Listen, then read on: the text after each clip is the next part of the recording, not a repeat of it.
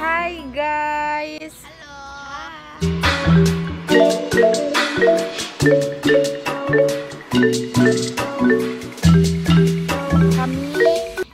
Kami lagi di rumah Bapak Rusli Sulaiman. Jadi beliau itu meruakan Kota Solo. Dan sekarang kita lagi mau nanya-nanya tentang harta pusaka, guys. Oke, guys, mari kita masuk. Selamat pagi, Pak. Ya. Jadi gini, Pak, saya Suci Audika sama teman-teman, ada Atika sama Rifki Aulia, mau bertanya seputaran harta pusaka di Minangkabau. Jadi karena sekarang kan kebanyakan kita tahu gitu, Pak, bagaimana permasalahan harta pusaka di Minangkabau. Jadi saya mau minta tahu gitu, Pak, mau minta penjelasan dari Bapak tentang seputaran harta pusaka. Assalamualaikum warahmatullahi wabarakatuh. Saya nama Haji Muhammad Rusli, gelar Malin Marajo Khatib Sulaiman, mantan ketua KAN Lubuk Sekarah 3 periode, dan sekarang saya selaku ketua Lembaga Kerapatan Adat Alam Minangkabau Kota Solo, ketua LKAM. Masalah harta di Minangkabau, kalau harta itu harta kaum, harta ulayat, itu didapat secara turun-temurun. Birik-birik turun ke samak, dari samak ke halaman. Dari nenek turun ke mamak, dari mamak turun ke kemanakan. Sakonyo jawek berjawek, sakonyo turun-temurun. Sampai hari ini, bahwa harta pusaka tinggi adalah merupakan harta kaum yang dipergunakan untuk kesejahteraan kaum, dan harta itu didapat secara turun-temurun dari mamak ke kemanakan, bukan turun kepada anak, tapi turun kepada kekemanakan. Kenapa seperti itu? Begitulah warisan yang didapat dari dulu sampai sekarang. Karena dahulunya ketika mamak meneruko atau melancang, maka kemanakanlah yang mengantarkan sebentuk makanan. Ya. Jadi harta di Minangkabau adalah harta turun-temurun dari mamak ke kemanakan sampai sekarang. Oh, begitu, Pak. Jadi begini, Pak, kan kalau kita tahu di Minangkabau itu kan sebagai penerus harta pusakanya adalah perempuan. Ya. Nah, bagaimana kedudukan perempuan saat mendapatkan porsi dari harta pusaka itu, Pak? Ya. Penjelasannya, Pak. Terima kasih. Ya. Inilah kelebihan Minangkabau. Minangkabau adalah berpihak kepada ibu, yang dikatakan Bundo Kanduang. Ya. Perempuan di Minangkabau termasuk dihormati, dimuliakan dan dihargai. Karena yang boleh tinggal di rumah gadang bukan pihak laki-laki, tapi adalah pihak perempuan. Ya, Bundo Kanduang. Harta di Minangkabau adalah turun kepada Bundo Kanduang, sedangkan nenek mama adalah mengawasi. Mengawasi ya, Pak. Karena orang Minangkabau adalah berketurunan dengan keturunan ibu, Ya. bersuku dengan suku ibu, tinggal di rumah ibu, dan pusaka adalah milik ibu, dan berkubur di kuburan ibu. Jadi Minangkabau lebih mengutamakan Bundo Kanduang, menghormati perempuan. Itulah di Minangkabau dinamakan Bundo Kanduang Limpapeh Rumah Nanggadang. Perempuan dihormati, dihargai, diawasi oleh mamaknya. Iya, Pak. Nah, jadi kan karena penerusnya perempuan, bagaimana perbedaannya dengan laki-laki, Pak? Apakah laki-laki bisa mendapatkan harta pusaka itu, atau bagaimana kedudukannya? Ya, karena harta Minangkabau adalah miliknya Bundo Kanduang, miliknya perempuan. Kalau ada laki-laki yang kurang mampu, Iya. sedangkan istrinya orang rantau, Iya. dia boleh diberikan hak, diberikan harta kepadanya. Asalkan syaratnya Asal setuju kaum, setuju kaum. asal sepakat seluruh ahli waris, Oh, begitu. dan disetujui dan disepakati oleh mama kepala waris dan nenek mama. Ada haknya. Kenapa tidak ada haknya? Asalkan persyaratan Asalkan itu memenuhi syarat Pak. sesuai dengan adat yang berlaku. Oh, begitu. Sedangkan perempuan dapat, laki-laki yang miskin, Iya. istrinya orang rantau, tidak punya apa-apa di negeri ini. Boleh dia diberi harta pusaka itu, tapi dengan syarat harus setuju seluruh anggota kaum. Di adat Minangkabau ini tidak sempit. Berarti bukan cuma untuk perempuan saja ya Pak? Bukan. Asalkan persyaratan dari kaum juga setuju. Ya, seperti itu. Ya. Karena di Minangkabau yang paling tinggi kan tenggang raso. Ya.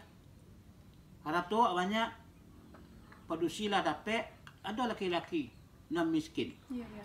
Kenapa dibiarkan dia miskin? Kasih dia, sedangkan istrinya orang rantau.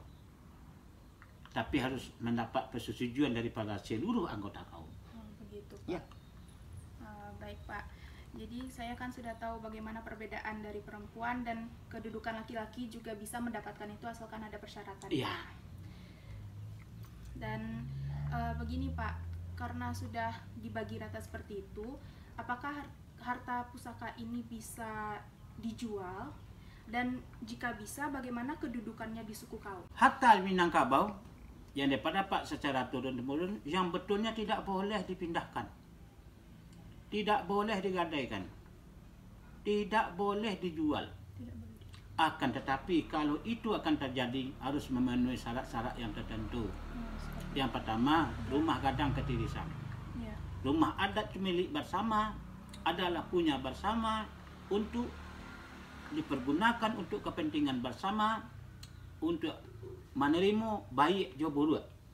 Baralik di rumah gadang, kematian di rumah gadang. Kok tiri rumah gadang boleh dijual, boleh digadaikan. Seperti itu Pak. Ya, gadai-gadang tak balaki. Ya.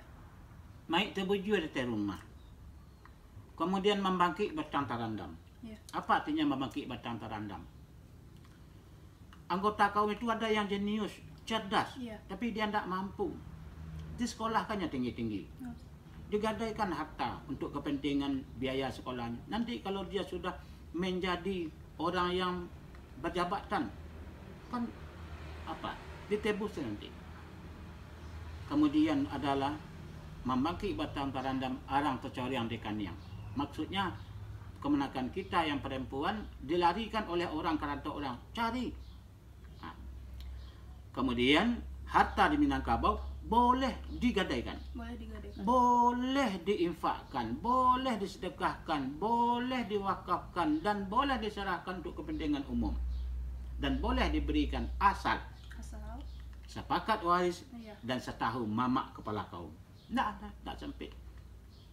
Untuk kepentingan ibadah, untuk kepentingan umum, untuk kepentingan yang lain-lain, harta di Minangkabau boleh dipindah tangankan kepada pihak lain asal Ada persyaratannya. ada persyaratannya, setuju waris, sepakat waris, setuju kaum, dan dibenarkan dan disetujui oleh mamak kepala waris.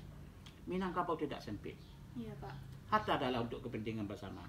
Iya, berarti bisa digadaikan, juga bisa dijual asalkan ada persyaratan. Ada persyaratan. Iya. Cuma tidak boleh untuk diperpoya-poyakan. Oh iya, sesuai dengan porsinya. Ya. Iya Pak. Pertanyaan terakhir gini Pak, kan seputaran harta pusaka ini apa saja yang sering terjadi permasalahannya di sekitaran masyarakat? Pasti ada Pak. Dan coba jelaskan Pak apa saja yang biasanya terjadi gitu Pak. Pusaka adalah milik bersama. Iya. Yang dipergunakan oleh kepentingan bersama. Yang benarnya dalam kaum itu ada jure-jure tertentu.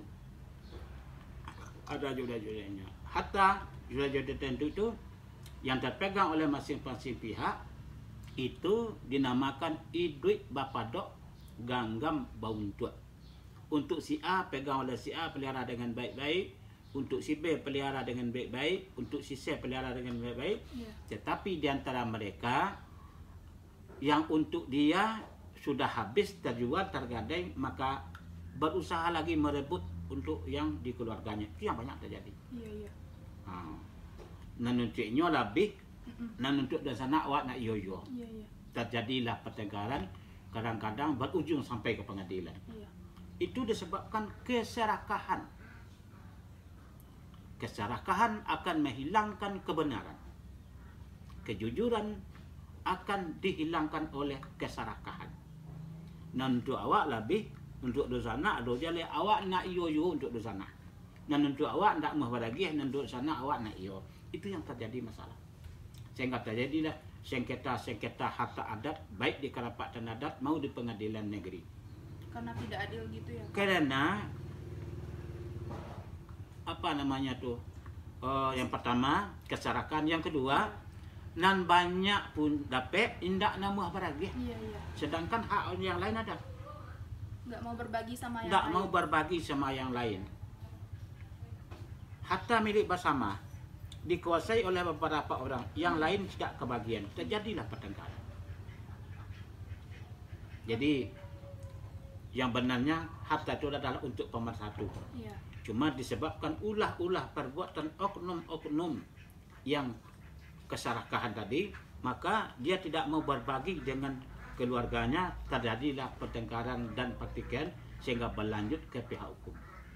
Gitu, Pak. Ya, masih ada sekarang. Masih Ya, sering terjadi. masih seperti ada, itu ya, masih Pak? sering terjadi. Karena tidak adanya pembagian harta pusaka yang rata Yang dengan rata, anggota keluarga yang Anggota lain. keluarga yang Makanya lain. terjadinya sering pertikaian. Pertikaian seperti itu ya, dan Pak? pertengkaran. Iya. Ya. Ada penjelasan lebih lagi, Pak? Saya selaku Ketua Elkam tentu berharap kepada generasi muda. Iya. Yang pertama, mari kita lestarikan nilai-nilai adat dan budaya yang berakhlak dan mulia. Yang kedua, kita dalami filosofi Minangkabau ABS-SBK. Adat basandi sarak, sarak basandi ke kitabullah. Sarak mengatur, adat memakai. Iya. Kemudian yang ketiga, bahwa yang paling tinggi dalam adat Minangkabau itu adalah budi pekerti, sopan santun. Akhlak, budi, sopan santun adalah termasuk yang mulia di dalam adat. Nang kuriak kundi, nang merah sago, nan baik budi, nan indah baso.